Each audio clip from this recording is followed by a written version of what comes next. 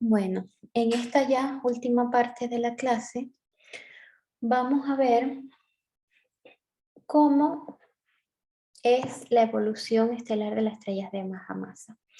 Una parte bastante resumida y bastante esquemática, pero para que se hagan una idea básica de cómo es la física que hay detrás de los cambios que ocurren en una estrella a través de toda su vida. ¿Bien? Ok, entonces para empezar vamos a ver cómo se consume hidrógeno en el núcleo. Habíamos visto en la clase anterior, en la parte 3 de la clase, que hay dos mecanismos a través de los cuales se quema hidrógeno en el núcleo de una estrella. Uno a través de la cadena protón-protón y el otro a través del ciclo CNO. Para las estrellas que tienen masa menor a aproximadamente 1.2, 1.5 masas solares, el mecanismo a través del cual el hidrógeno se transforma en helio es a través de la cadena protón-protón.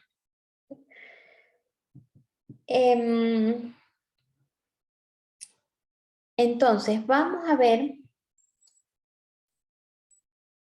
cómo es el proceso, o cómo ocurre esta reacción en cadena a través de la cual un núcleo de hidrógeno se convierte, bueno, varios núcleos de hidrógeno se convierten en un núcleo de helio.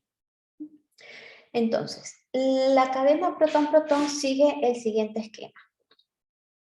Primero tenemos esta reacción que está acá, o bien sea esta, cualquiera de las dos. ¿Okay? Fíjense que esto básicamente es lo mismo. Un núcleo de hidrógeno es lo mismo que un protón. ¿Okay? Y un núcleo de un hidrógeno 2 es igual que un deuterio. Acuérdense, ¿okay?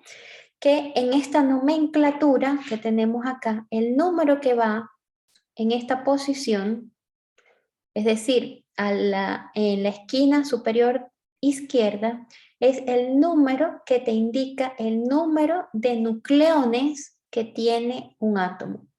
Donde nucleones es todas las componentes del núcleo, bien sean protones o bien sean neutrones. ¿Okay? Entonces, esto que está aquí viene siendo el número atómico A. Aquí abajo, a veces no se pone nada, como en estos casos, pero a veces sí se coloca el número de protones que tiene ese núcleo. ¿Sí?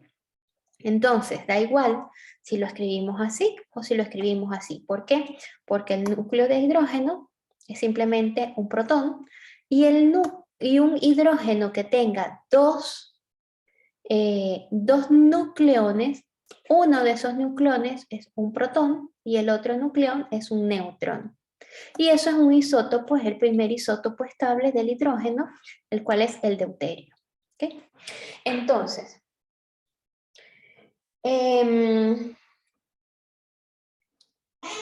esta cadena, esta primera cadena que está acá, es la combinación de dos protones.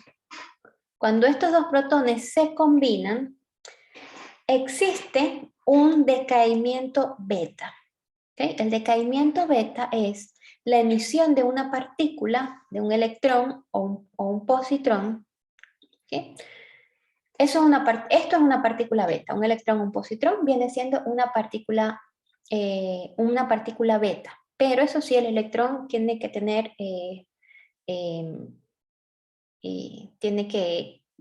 nada, simplemente es expulsado del núcleo. ¿Cómo? Bueno, a través de la interacción débil. Cuando estos dos protones se juntan, ¿okay? Tenemos los dos protones acá, los dos núcleos, ¿verdad? Un protón y otro protón. Cuando ocurre el enlace, este enlace, que sabemos que es el enlace que mantiene los nucleones unidos, es la fuerza fuerte, ¿verdad? No es la fuerza gravitatoria, ni la fuerza electromagnética, ni nada de eso, es la fuerza fuerte.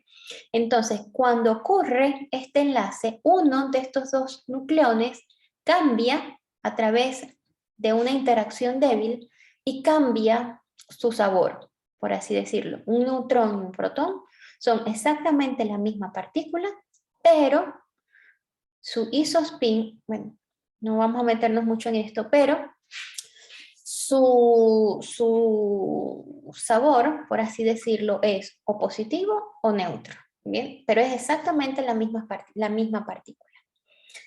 Entonces, cuando esto ocurre, cuando el protón cambia a un neutrón, se emite una partícula beta. Esta partícula beta, en este caso es un positrón, fíjense acá es un positrón, se emite y también se emite un neutrino. ¿Okay? Esto es beta más. Si se emitiera un electrón, entonces se emitiría un antineutrino. ¿Bien? Pero entonces, cuando ocurre esta reacción que está acá, cuando se unen estos dos protones, por interacción débil, uno de ellos dos cambia a neutrón y con ese cambio emite una partícula beta. ¿Okay? Bien.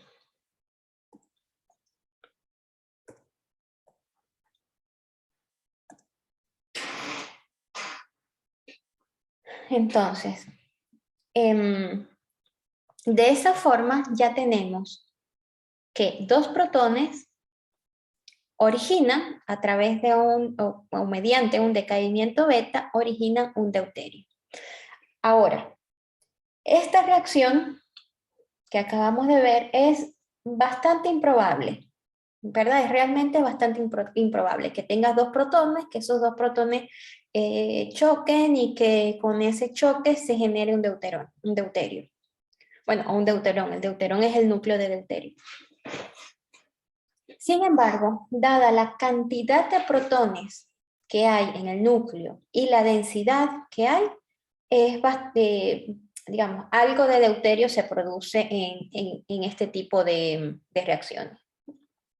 Ahora, una vez que existe algo de deuterio relativamente, digamos, que cuando existe ya un poco de deuterio, este interactúa muy rápidamente con otro protón. Aquí. Este interactúa muy rápido con otro protón y forma un electrón, perdón, un isótopo ligero de helio, más una partícula gamma. ¿Okay? Recuerden aquí, esto es una partícula beta, beta positivo, y esto es a través de un decaimiento beta. Esto que está aquí es una partícula gamma. Acuérdense que una partícula gamma es un fotón energético, ¿okay? Un fotón de alta energía. Bien. Una vez que tenemos esta reacción, la cadena se ramifica. Puede ir o por esta rama o por esta rama. La primera rama sigue la reacción de dos isótopos ligeros de helio para formar un un núcleo de helio estable más dos núcleos de hidrógeno. ¿Okay? A través de esta reacción, bueno, se forma este núcleo y los dos protones que faltan, los dos protones que sobran, perdón, quedan como simplemente dos protones libres. Y aquí termina la primera cadena. ¿Okay? Aquí ya se generó el helio. Ahora, si no se va por esta vía, sino por esta otra, entonces tenemos que un núcleo ligero de helio reacciona con un núcleo estable de helio para formar este isótopo inestable de berilio.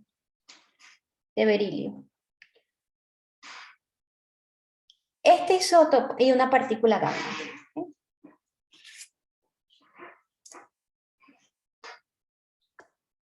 ¿Cuándo?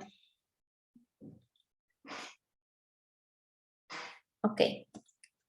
Luego esto, como esto es un isótopo inestable, simplemente decae rápido a través de decaimiento beta, decae rápido, muy rápidamente,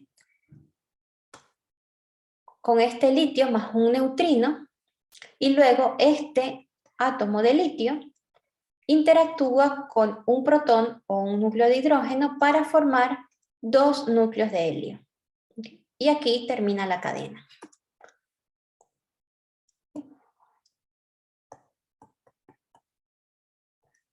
Por otro lado, esta rama a su vez se divide en dos. Una que va por acá y otra que va por este lado. En este caso, el núcleo de berilio captura un protón para formar este isótopo de boro más una partícula gamma.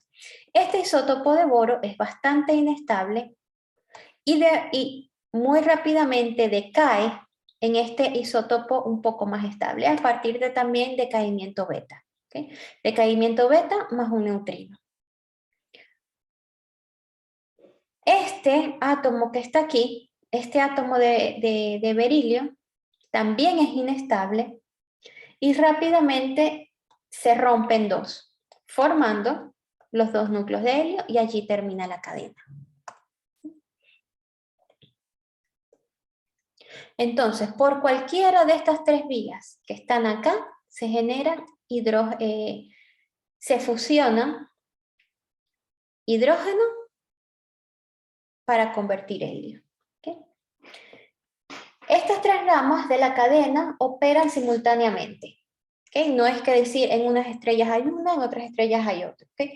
Ellas operan simultáneamente. Sin embargo, sí hay una importancia relativa de cada una de las cadenas. Y eso depende de la esquema de hidrógeno. Es decir, de cómo sea la temperatura, la densidad y la abundancia de elementos. Por ejemplo, si tenemos que la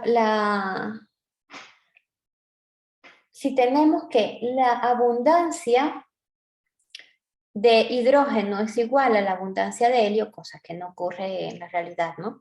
Pero, bueno, a ver, acá dentro del núcleo pudiera ser, ¿no? Porque el núcleo está convirtiendo hidrógeno en helio, ¿ok? En algún momento, cuando apenas la estrella entra en la secuencia principal, tiene muchísimo hidrógeno, pero a medida que la estrella va quemando el hidrógeno y lo va convirtiendo en helio, la abundancia de helio va aumentando y va disminuyendo la de hidrógeno. ¿Okay?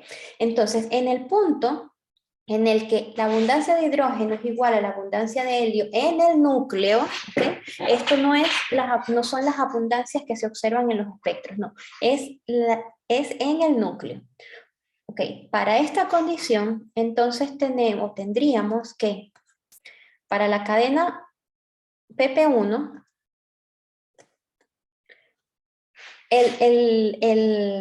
digamos, la transición entre la cadena PP1 y la cadena PP2 ocurren relativamente de manera suave y en unas temperaturas entre 1.3 por 10 a la 7 Kelvin a 2 por 10 a la 7 Kelvin. ¿Okay? Estas dos que están acá. Esta para la temperatura más baja y esta para la temperatura más alta. Y la transición es bastante suave. Pero esta que está acá ocurre para temperaturas aproximadamente igual o mayor, un poco mayor, que 3 por 10 a la 7 Kelvin. Entonces, dependiendo de cómo sean las abundancias relativas en el núcleo y de condiciones de temperatura y densidad, todas pueden operar simultáneamente, pero una puede tener más importancia que otra dependiendo básicamente de esta temperatura. Para temperaturas ya mucho mayores que 3 por 10 a la 7 Kelvin, ya la cadena protón-protón ya no puede existir. ¿Okay? Ya no se quema hidrógeno a través de la cadena protón-protón, sino que necesita un mecanismo muchísimo más eficiente, que es el ciclo CNO. Entonces vamos a empezar con las estrellas más fáciles, ¿no? Las más fáciles de decir esquemáticamente cómo es la evolución de la estrella son las de baja masa. Es decir, las estrellas que tienen una masa menor a 0.26 masas solares. ¿Y por qué es muy sencilla esta evolución? Primero, es una estrella que es completamente convectiva. Como es una estrella completamente convectiva, no existe radiación. Ella durante toda o casi toda su fase de secuencia principal es convectiva. ¿Qué quiere decir esto? Que todo su contenido de hidrógeno, esto es un error, aquí es hidrógeno, todo su contenido de hidrógeno se utiliza como combustible. ¿Por qué? Porque al ser esto convectivo, la masa de la estrella, la masa del núcleo, continuamente pasa o puede pasar a través de todo el contenido estelar. Todo el volumen de la estrella es atravesado por todos los diferentes, digámoslo así, elementos de gas. ¿Okay? Entonces, un elemento de gas que esté aquí puede pasar por toda la estrella. Y estas estrellas además evolucionan muy lentamente. Como son tan bajas, tienen una masa muy pequeña, la temperatura también es bastante baja. Como la temperatura es bastante baja, los ciclos de quema de hidrógeno son más ineficientes. Además de que tienen que quemar toda la masa, no como las otras estrellas que ya lo vamos a ver, que queman entre el 10 y el 15% solamente de su masa en helio, por la condición de convección y de radiación en diferentes capas. Aquí no, aquí toda la estrella tiene que convertirse en helio. ¿Sí? Y por eso es que la evolución es muy lenta y por eso es que básicamente nunca salen de la secuencia principal. Vamos a la siguiente. Ahora, cuando tenemos una estrella que va entre 0,26 y aproximadamente 1,2, 1,5 masas solares, tenemos que la estructura interna de la estrella es diferente a la que acabamos de ver. ¿Okay? En la capa externa, acá, en la capa externa, existe una opacidad alta.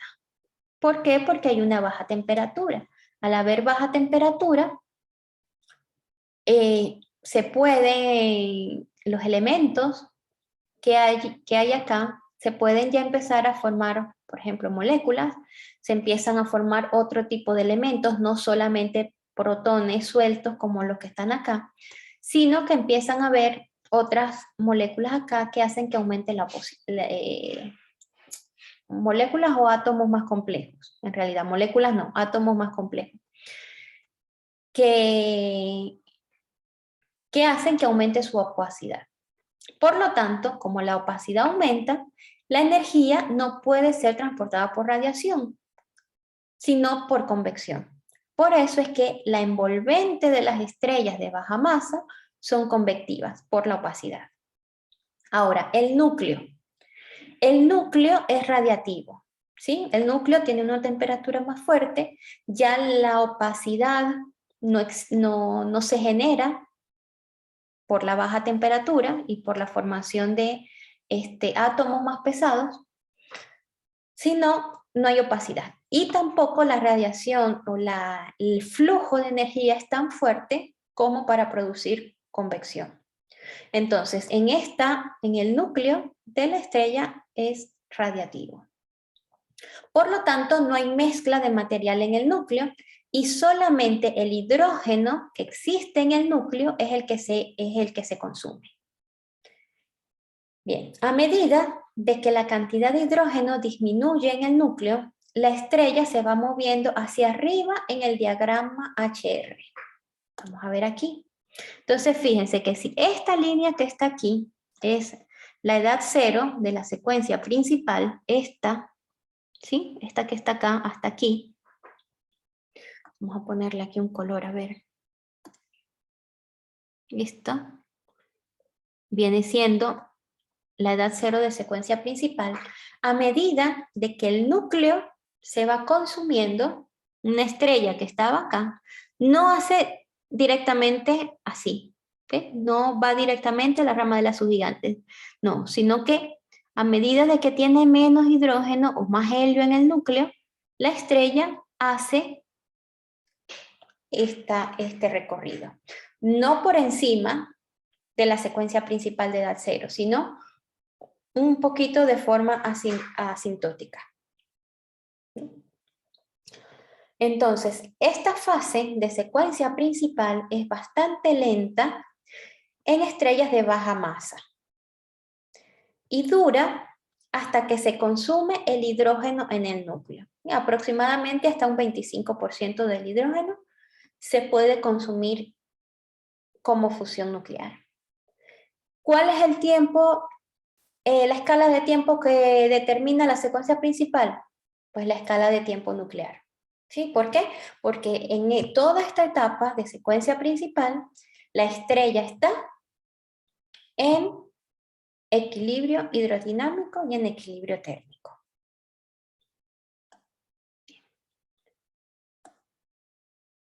¿Cuándo termina la fase de la secuencia principal? Pues la fase de la secuencia principal termina cuando el hidrógeno en el núcleo se consume totalmente. Se quedó sin combustible, se apagó la estrella. Entonces, cuando el núcleo, que originalmente era de hidrógeno, quemándose en helio, ya no tiene helio, entonces, a ver, el helio se va concentrando en el núcleo y el hidrógeno se empieza a consumir en capas. Cuando esta capa termina, ocurre que ya la fuerza que separa los átomos no puede contener la fuerza gravitacional o la fuerza gravitatoria y el núcleo comienza a contraerse.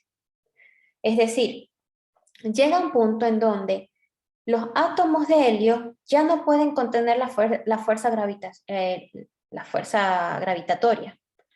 ¿Por qué? Porque aunque puede existir una fuerza, esta sí es una fuerza electromagnética que hace que los núcleos de helio no colapsen sobre sí, ¿verdad? Porque hay un potencial de Coulomb, este potencial de Coulomb no permite que los núcleos estén más cerca que tal distancia, pero esa fuerza no es suficiente como para contener la fuerza gravitacional. Además, a medida de que cada vez, mientras más grande sea este núcleo de helio, menos hidrógeno se está quemando. Al ir quemándose menos hidrógeno, va disminuyendo la eficiencia de la fuerza de la presión de radiación. Por lo tanto, empieza el colapso. ¿En qué punto llega ese límite? ¿Cuál es ese límite? Bueno, ese límite es el límite de Schoenberg-Chandrasekhar. ¿Okay? Ese límite determina la fracción máxima de masa del núcleo que se puede quemar. Es decir, a ver, tenemos que la fracción de masa del núcleo, vamos a poner esto más acá, la fracción máxima de masa del núcleo que se puede quemar va a ser igual a la masa del núcleo dividido entre la masa de la estrella. ¿Okay? Esto es fraccional. O, dicho en otras palabras, esta fracción que está aquí,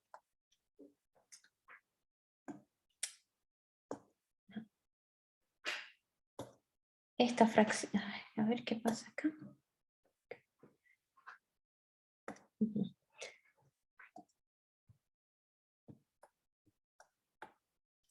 tiene que ser menor a un valor. Y ese valor es igual a 0.37 dividido entre la masa, el peso molecular de la envolvente, del material de la envolvente, que es hidrógeno, dividido entre el peso molecular del elemento del núcleo al cuadrado. Si tenemos que la envolvente es de helio y el núcleo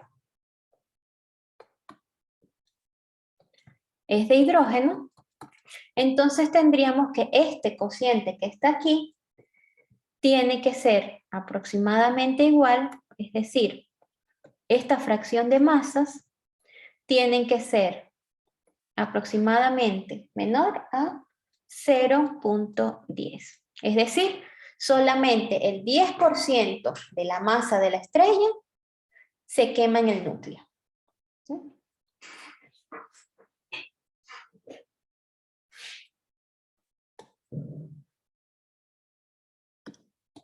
Bien. Entonces, cuando esto sucede, cuando el núcleo llega a este límite, ¿qué sucede? La contracción del núcleo hace que las capas externas, el núcleo se contrae rápidamente, ¿verdad? Porque el núcleo se para, se detienen las reacciones nucleares porque ya no hay hidrógeno que quemar.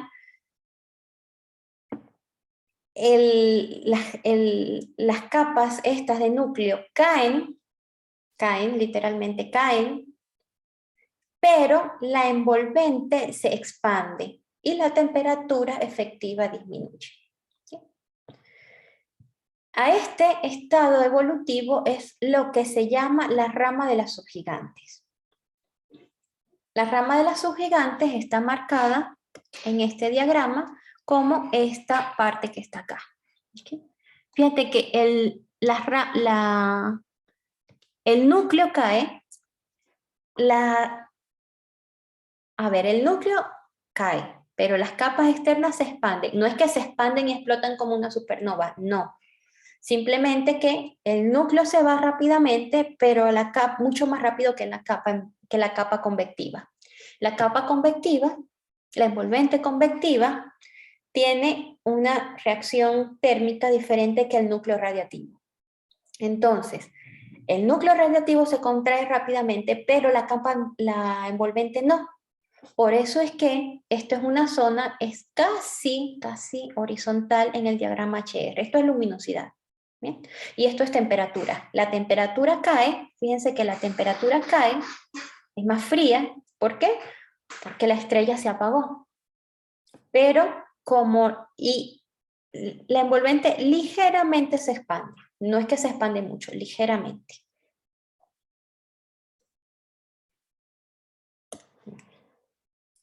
Ahora, como la envolvente aumenta su opacidad debido a la presencia de los iones de hidrógeno que existen allí, ahora sí comienza la expansión de la capa de la envolvente, pero su temperatura permanece constante. En este punto, ¿qué es lo que sucede? En este punto, internamente, el núcleo se empezó a contraer, se empezó a contraer. ¿De qué es el núcleo? El núcleo es de helio, ¿verdad? El núcleo se contrae por efectos gravitatorios.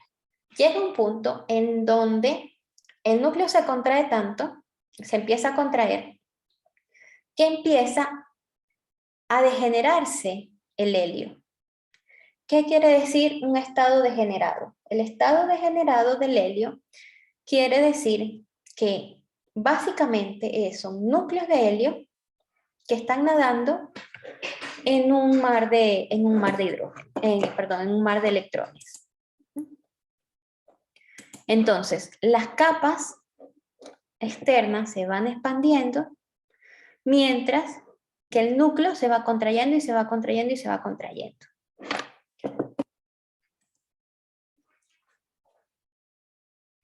Por supuesto, como el núcleo se está contrayendo muy rápidamente, la temperatura y la densidad aumentan y se degenera el núcleo. En este punto, el núcleo tiene casi la misma temperatura por la conductividad del gas degenerado. ¿Okay? El gas degenerado, como les había dicho aquí, son núcleos de helio. Son núcleos de helio, muchos núcleos de helio nadando en un mar, ¿okay? en un mar de electrones. Cuando la temperatura del núcleo alcanza los 10 a la 8 Kelvin y la densidad es de 10 a la 7 kilogramos sobre metro cuadrado, sobre metro cúbico, entonces comienza la quema de helio mediante el proceso triple alfa. El proceso triple alfa es una forma de quemar helio en carbono. Vamos a escribirlo aquí. Quema el helio en carbono. ¿Cómo? Bueno, tenemos entonces que, vamos a escribirlo en verde, tenemos dos núcleos de helio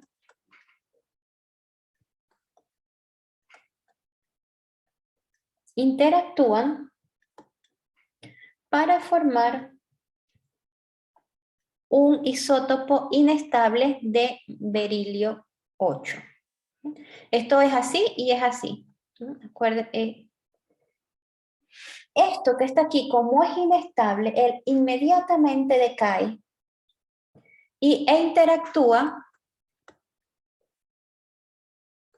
con otro átomo de helio para formar un núcleo de carbono 12. Esto, por supuesto, esto es una reacción realmente improbable. Que dos núcleos de helio choquen es algo completamente improbable. Pero como la densidad aquí es tan alta, eso aumenta la probabilidad de que este helio que está aquí choque energéticamente con este helio que está aquí. Cuando eso sucede, entonces cambia, estos dos átomos se fusionan y crea este isótopo inestable de berilio, que a su vez, como es inestable, busca inmediatamente cómo liberar toda esa energía que no lo deja ser estable e interactúa con otro átomo de helio y forma el carbono 12, que es un núcleo bastante estable. Ahora, el hecho de que ocurra reacciones nucleares, así sea a través del proceso triple alfa, hace que aumente la temperatura en el núcleo.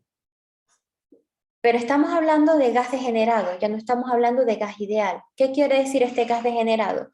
Es un gas que tiene una densidad altísima y que se comporta diferente, obviamente, no se comporta igual que un gas ideal. Entonces, este gas degenerado, aunque aumente la temperatura, no se expande. Y lo que ocurre es que la tasa de fusión nuclear acelere. Entonces, mientras más carbono 12 se forma, se crea más energía, la energía queda aquí atrapada. ¿Y qué es lo que sucede? Que se forma una reacción en cadena que va aumentando y aumentando y aumentando y aumentando la fusión nuclear a través de procesos triple alfa. Esa cantidad de energía que se produce es tan alta y ocurre en un tiempo tan pequeño que es como si fuese una explosión. O sea, en el momento en el que los primeros núcleos de helio chocan y se forma el primer átomo de carbono, hasta que todos los helios se convierten en carbono, pasan nada, segundos, es un flash, literalmente es un flash, y se llama el flash de helio. El flash de helio, o sea, son fracciones de segundos, o sea, en fracciones de segundos, todo el helio que está en el núcleo se convierte en carbono. ¿Okay? Entonces, allí ocurre el flash de helio. El flash de helio tiene una energía tan grande pero tan grande, que en cuestiones de segundos libera la luminosidad básicamente de una galaxia entera. Así es la energía del flash de helio. Pero ocurre en fracciones de segundos, o sea, en tiempos tan mínimos que realmente eso no se observa. Nunca, jamás en la vida se ha observado un flash de helio.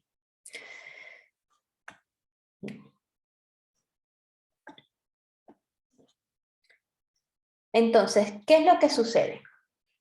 Esa explosión, que es súper energética, que es súper luminosa, no explota la estrella, sino que la envolvente la absorbe. Lo absorbe completamente y la estrella empieza, la degeneración del núcleo se rompe y el núcleo se va expandiendo mientras que las capas se van contrayendo, porque absorbieron la energía. Al absorber la energía, se calientan y empieza a contraerse. ¿Bien? Entonces, básicamente, inmediatamente, cuando la estrella llega al tope de las gigantes rojas, así se llama, el tope de las gigantes rojas, ocurre el flash de helio y la estrella inmediatamente aquí desaparece y aparece en la rama horizontal. Este paso de aquí a aquí es imposible de observar. Entonces, en la rama horizontal ya la estrella está quemando helio, pero de manera estable. Ya de manera estable.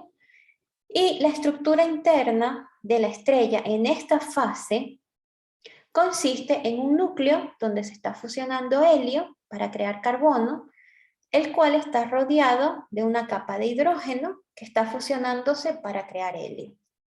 Entonces, básicamente tenemos helio convirtiéndose en carbono en el núcleo, hidrógeno convirtiéndose en helio en una capa. Volvemos otra vez con la misma historia. Una vez que el helio es consumido en el núcleo, ocurre un proceso similar al que ocurrió cuando salió de la secuencia principal. Y de hecho toma un camino similar y casi paralelo a la rama de las gigantes, que es la rama asintótica de las gigantes, que es esta rama que está acá. Entonces, sale de la secuencia principal, sube por la rama de las gigantes. Sale de la rama horizontal, sube por la rama asintótica de las gigantes. En ese punto, cuando ella está subiendo por acá, el núcleo de la estrella está quemando helio en capas, ¿sí? Vamos a ver. Está quemando helio en una capa, que sería la capa azul claro que está aquí. Está quemando hidrógeno en una capa externa, que está acá. Y aquí adentro tiene un núcleo inerte, ahí no se está quemando nada, es inerte.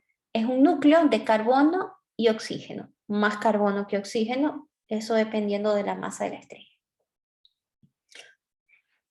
Cuando la estrella ahora se encuentra aquí, casi en el tope de las ramas asintóticas de las gigantes, la capa de helio que estaba aquí, que está acá, se prende y se apaga de forma periódica, ya que esta capa de helio que está aquí, de hidrógeno que está aquí quemando, aquí se está quemando hidrógeno en la capa esta amarilla que está acá.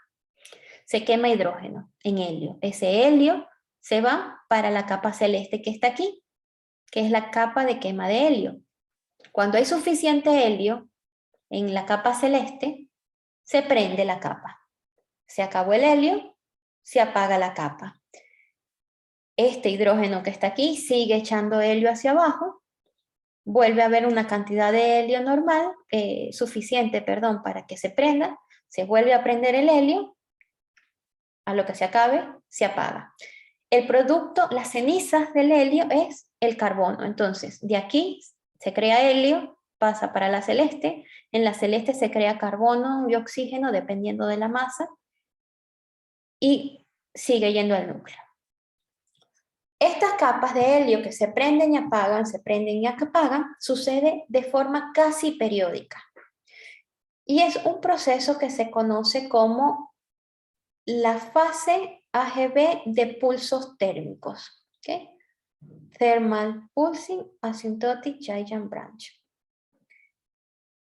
Eso es una fase también que ocurre relativamente rápido y que se observa muy poco en un diagrama color magnitud. Básicamente es una fase muy corta, difícil de observar, pero es muy importante, sobre todo en los colores en el infrarrojo. ¿Por qué? Porque estos son estrellas que son muy luminosas, fíjate, son las estrellas más luminosas que hay. Y son las más rojas que hay también, acá. ¿Okay?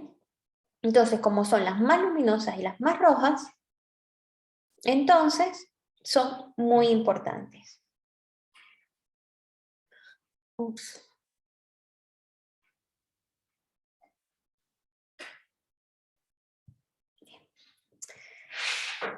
Entonces, cada vez que ocurren estos pulsos térmicos, la capa envolvente de la estrella se va separando. ¿Okay? Cada vez que ocurre un pulso térmico, es como un empujón que se le da a la envolvente. Otro pulso térmico, otro empujón. Y otro pulso térmico, otro empujón. Y así, poco a poco, se va formando lo que son las nebulosas planetarias, que nada tienen que ver con planetas, ¿ok? Las nebulosas planetarias es literalmente toda la capa externa de la estrella de baja masa que está siendo expulsada del núcleo por pulsos térmicos. Por supuesto, al ser expulsada la capa, ella cada vez está menos ligada gravitatoriamente y cada pulso la va empujando y la va empujando y la va empujando. La densidad de esa capa va disminuyendo y por eso llega un punto en donde empieza a ser translúcida. Empieza a ser translúcida y se empieza a observar en el centro, pues se empieza a ver a través de ella. E incluso se puede llegar a observar el núcleo remanente de la estrella. ¿Okay? Ese núcleo de carbono-oxígeno que quedó después de toda la quema de combustible en la fase secuencia principal y en la fase de rama horizontal. Ese núcleo que quedó allí, que ya es un núcleo inerte, que ya no hay reacciones nucleares ni nada, como él está apagado, él se va contrayendo. Él se va contrayendo porque ahí no hay reacciones nucleares. Entonces va ganando la gravedad. Se va contrayendo hasta que ya la gravedad no puede ir más. ¿Por qué? Porque los núcleos que están dentro están degenerados electrónicamente, es decir, son núcleos de carbono y oxígeno que están nadando en un mar de electrones. Y ya allí no hay suficiente energía, no hay suficiente temperatura para quemar carbono o para quemar oxígeno. Y la fuerza de generación hace que simplemente separe la gravedad. Soporta la gravedad. En ese punto en el que se vuelve a alcanzar el equilibrio hidrodinámico, ya queda formada la enana blanca. Entonces, toda este punto que está aquí es el tope de la rama asintótica de las gigantes. Por aquí pasa por la fase de pulsos térmicos, donde se va creando la nebulosa planetaria por un lado y por otro lado la contracción del núcleo, en donde se va formando la enana blanca. Las enanas blancas las estudiarán en más detalle en la clase de objetos compactos. Esa clase de objetos compactos es muy, muy bonita y muy interesante porque van a ver toda la física de objetos degenerados. Bueno, la física y la termodinámica de objetos degenerados. Y esa es muy bonita, de verdad.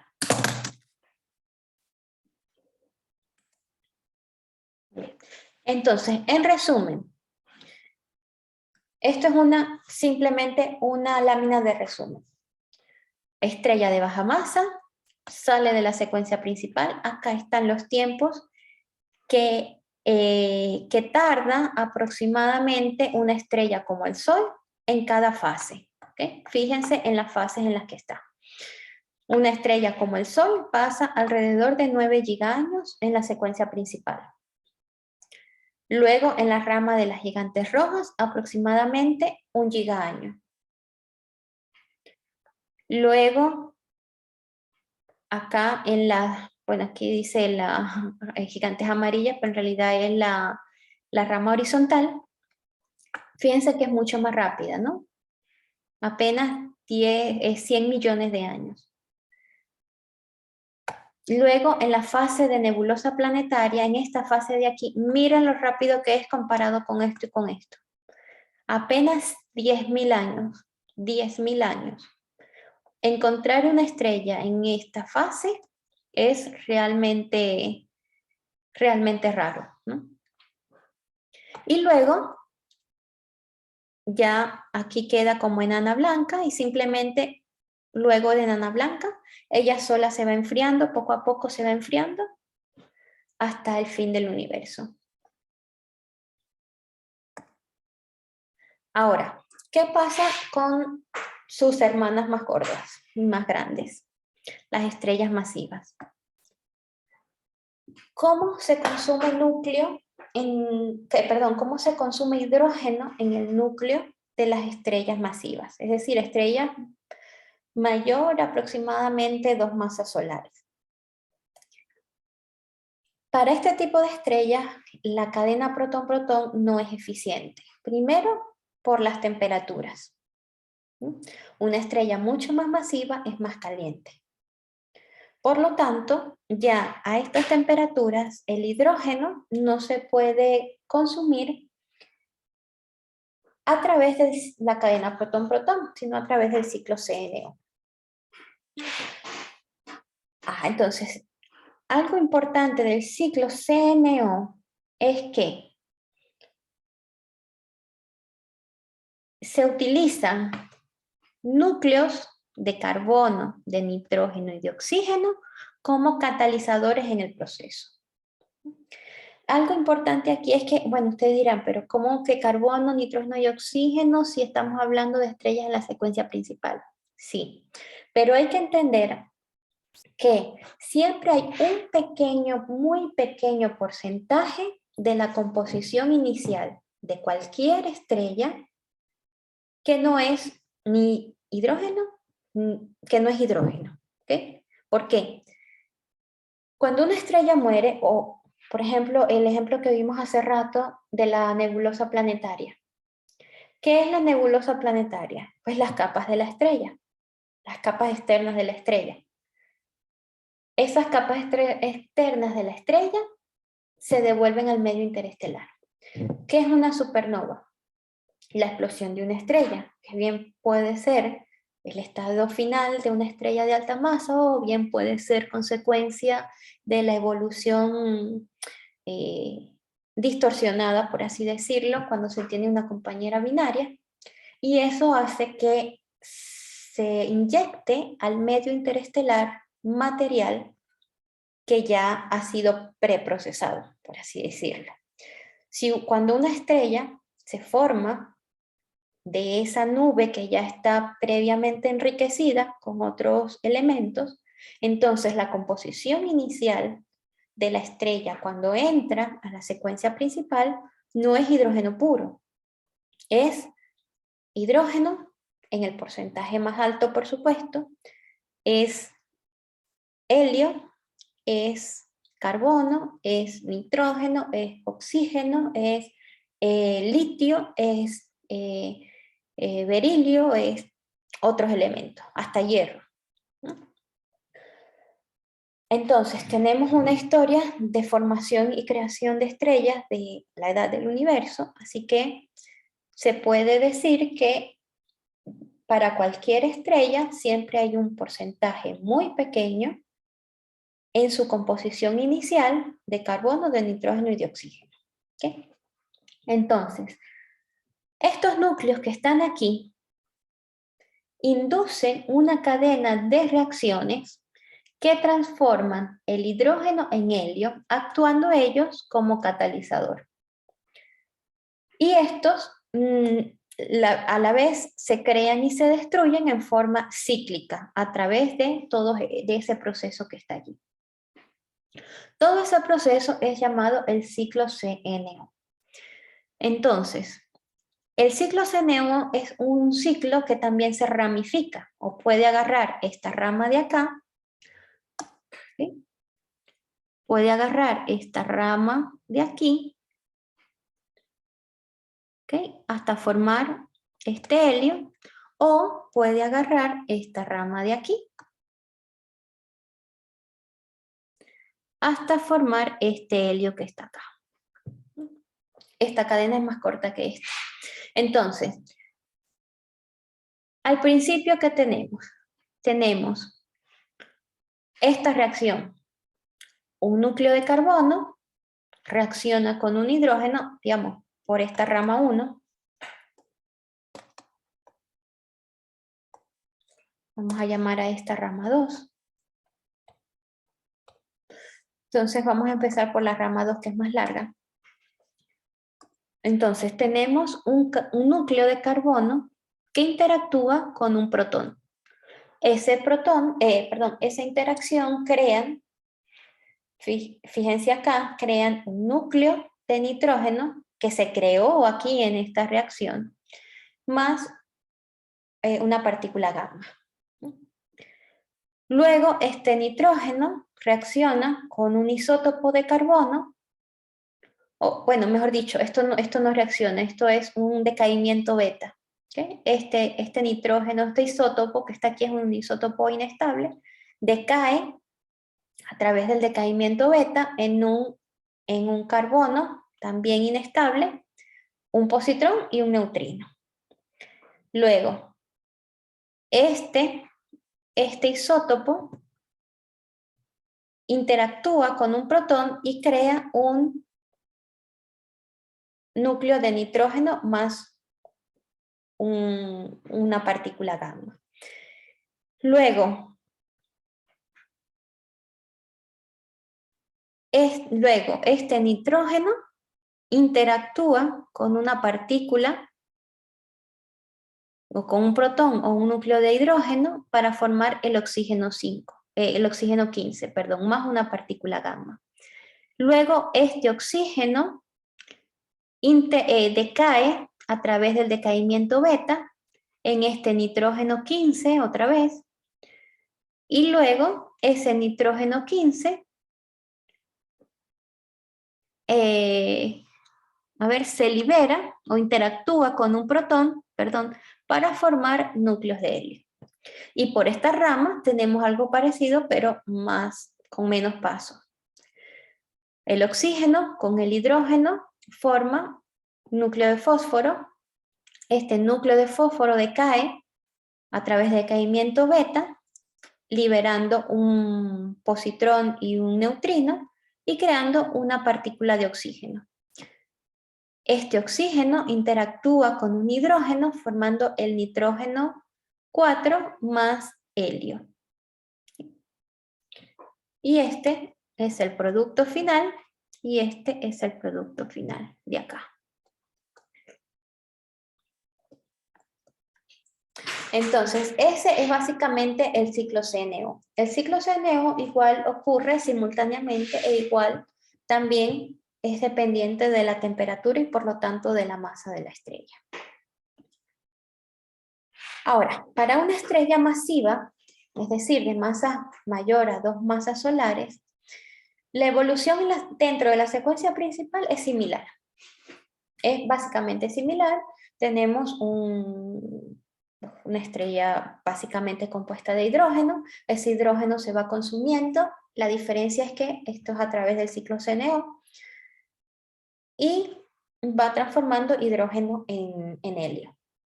¿Cuál es la diferencia? La diferencia es el núcleo convectivo. que las estrellas masivas tienen un núcleo que es convectivo.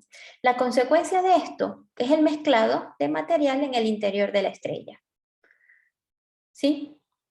Por lo tanto, como existe una mezcla de material en el interior de la estrella, el tiempo que tarda el hidrógeno en quemarse es menor. ¿Por qué? Porque todo el material se está transportando, todo el material se está transportando. El proceso convectivo es mucho más violento que el proceso radiativo. Entonces esto, aunque se consuma más hidrógeno, en cantidad, no relativa, en cantidad, se consume más hidrógeno, pero ocurre en una escala mucho más rápida que la escala de tiempo nuclear. Por supuesto, esta zona de convección va creciendo a medida de que la masa de la estrella aumenta. Es decir, si tenemos una estrella de 100 masas solares, la zona de convección es mayor que para una estrella de 5 masas solares. Mientras más grande sea la zona convectiva, más rápido es el consumo de hidrógeno.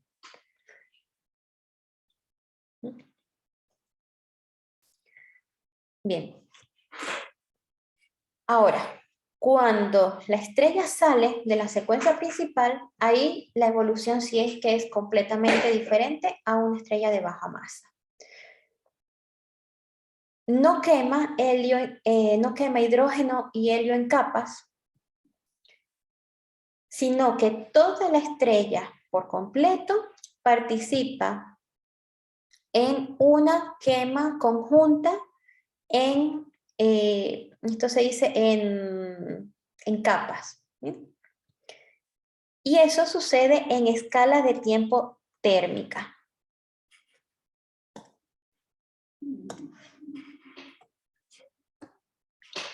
Bien. Cuando la estrella entra en la fase de las gigantes rojas, como la estrella tiene una densidad menor, pero una temperatura mayor, el núcleo se empieza a degenerar. Entonces, fíjense que aquí está la estructura en capas. En la capa más externa se quema hidrógeno en helio, en la siguiente helio en nitrógeno, en la siguiente helio en carbono y en neón, en la siguiente oxígeno en carbono, en la siguiente oxígeno en neón y magnesio, y así sucesivamente hasta tener un núcleo de hierro inerte. ¿Sí? Este núcleo de hierro inerte sucede solo si la masa inicial de la estrella es mayor a 10 masas solares. El hierro se puede crear si sucede que la masa es más de 10 masas solares. Entonces, una vez que la estrella entra en la fase de la gigante roja, el núcleo no se degenera. La fase de gigante roja de una estrella de baja masa sí tiene un núcleo degenerado, pero esta no. Por lo tanto, el helio no se quema de forma catastrófica, como allá, que se degenera y de pronto entra en proceso triple alfa y el flash de helio y viene todo ese proceso catastrófico. No, aquí no. Aquí se quema el helio, fusionándose en capas. Luego el núcleo pasa similares, ¿no? El núcleo se contrae, se vuelve caliente. El helio que estaba en el núcleo ahora quema carbono, luego quema oxígeno, luego silicón y así sucesivamente. Y se van formando las capas de cada elemento. Entonces el resultado es esta estructura de capa de cebollas.